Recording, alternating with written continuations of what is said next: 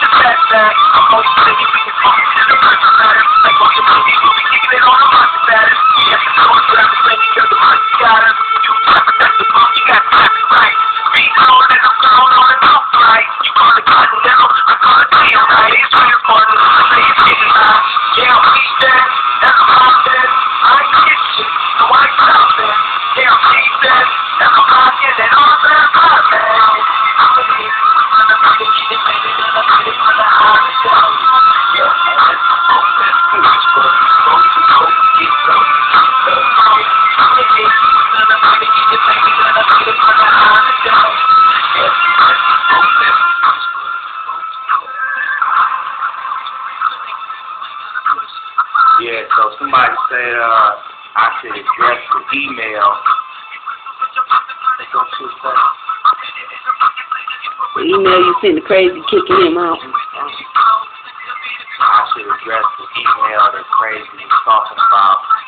Well, actually, I heard about the situation, you know, but at that point, I didn't even watch it. I didn't even what Crazy had to say, because I was just like, so fed up with just like it's just too much bullshit. It's too much. Like way too much for me.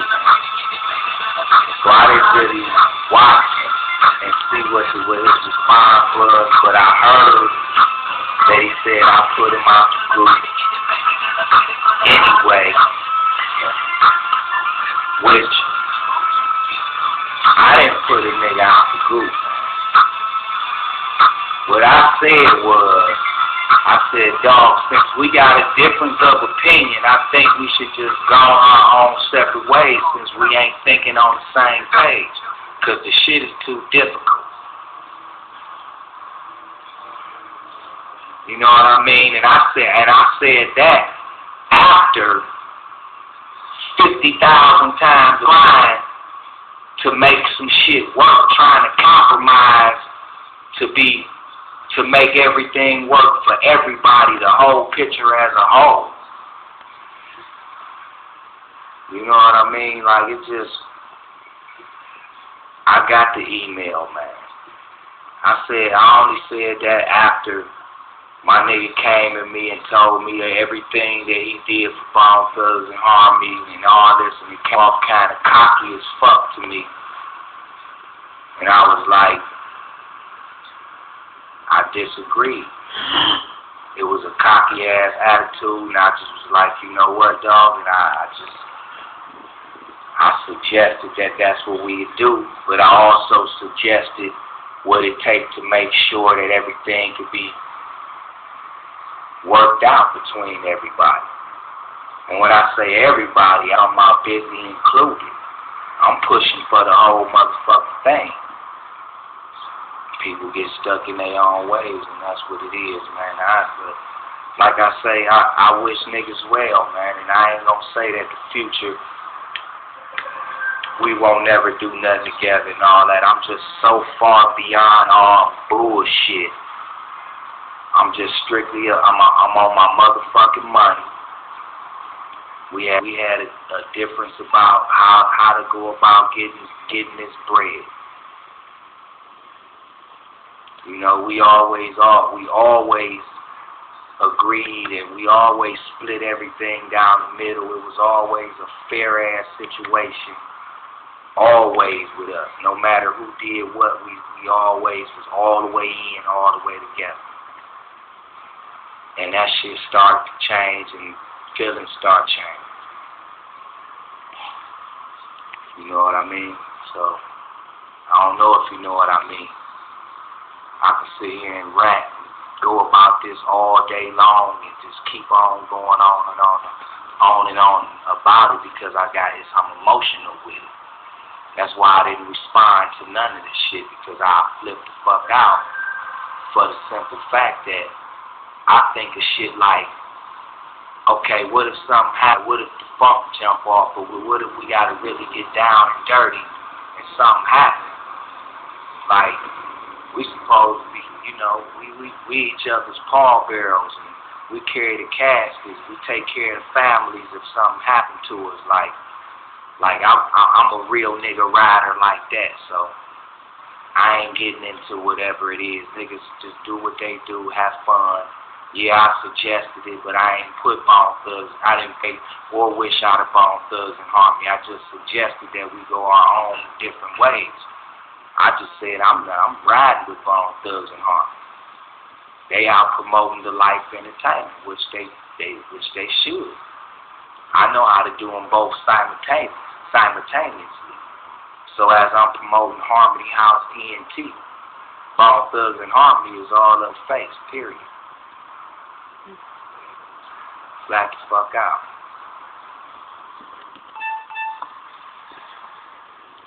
Shit, am I looking for artists?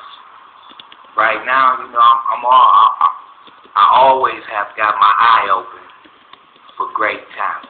I can spot it a mile away. You know what I'm saying? So always looking for talent. Always send your music if you feel like you got it. You know, I'm also great at artist development. I can see potential in people that they can't see in themselves. You know what I mean? So I like to develop a lot of different artists. If you're ready, you're ready. If you're not, we're gonna critique what you're great at, and then we're gonna make sure that what you're great at is enhanced while we critique what you're not so great at, so that you become the whole package that you should be. You know what I'm saying? So yeah, we always looking for talent over here at Harmony House ENT. That's what I've always assembled all my life.